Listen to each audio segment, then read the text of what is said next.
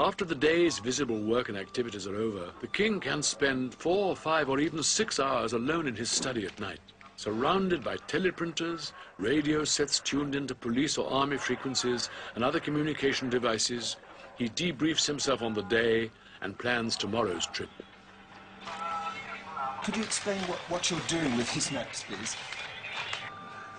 If I see something, you see circles there, places that can be developed, and you can see a place there with a red thing there.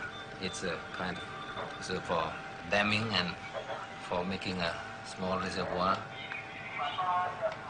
And then when there are the engineers, the irrigation engineer, I can ask them if it is practical to do that.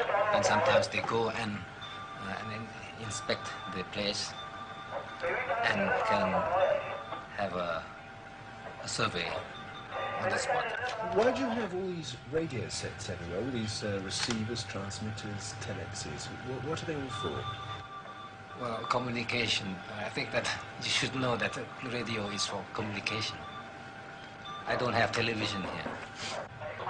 I've heard people say that this is your personal intelligence network.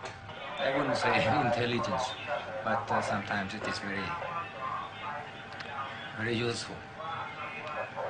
Sometimes when you know about the news of some disaster hitting somewhere, you can help them very quickly, and that speed is the most important factor.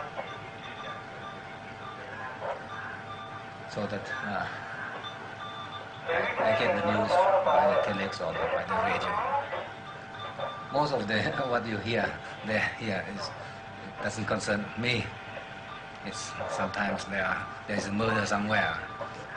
Sometimes I can have some news of they have caught a caravan of heroin or something like that. It is better than to listen to the broadcast or other things. When you sit here by yourself for several hours every evening, looking at your maps and listening to the radios, is that because you are a lonely man, or because you need to have some time by yourself after all the public side of your life outside? That is a question that can be answered in many ways. I'm not lonely, and I have work to do, so I have to do the work. The way of doing work is to have some concentration, that is some peace, and then one can think more clearly. It is a way of preparing myself to be able to do whatever circumstances will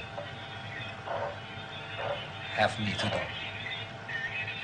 I gather information by listening. I gather information by looking at the maps, or at reading, or thinking. And then when time comes, I have the material in my head.